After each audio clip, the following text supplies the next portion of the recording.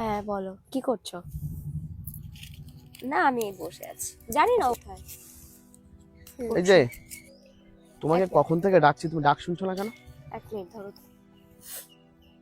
কেন ডাকছো কেন? আরে বাবা, বাজারে যাবো, কি দিয়ে কি আনতে হবে? যা খুশি বাজার নিয়ে আসো। যা খুশি তাই নিয়ে আসবো না?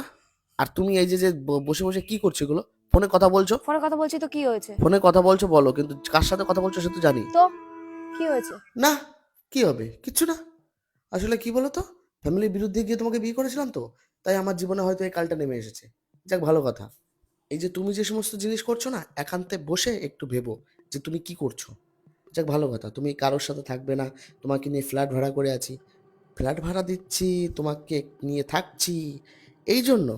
হ্যাঁ, এসব আর দেখার মধ্যে নেই দিদি। তুমি একটা কাজ করো, তুমি ওর কাছে চলে যাও, বুঝেছো? ওর কাছে চলে যাও, আমার কাছে থাকার দরকার নেই। আমি এইভাবে হয় না, আমি চলে যাই বাড়ি। আ- আ- আমি কোথায় যাব? কোথায় থাকবো তাহলে? তুমি কোথায় থাকবে তা আমি কি করে বলবো, মুশকিল তো। তুমি চলে যাও, তার সাথে চলে যাও, যার সাথে আমার সংসারের থেকে যার সাথে কথা বলছো তার কাছে চলে যাও। কোনো সমস্যা না, আমিও দায়ভার নিতে পারবো না ভাই। তুমি যাও, ও সব বাদ দাও। আমি ডিভোর্স লেটার পাঠিয়ে দেবো, তুমি বেরিয়ে যাও।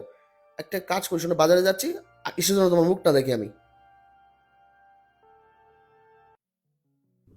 শুনলে তো কি বললো? শুনলাম তো সবকিছুই। তাহলে এবার আমাকে নিয়ে চলো তোমার সাথে। তোমাকে নিয়ে আমি কোথায় যাব?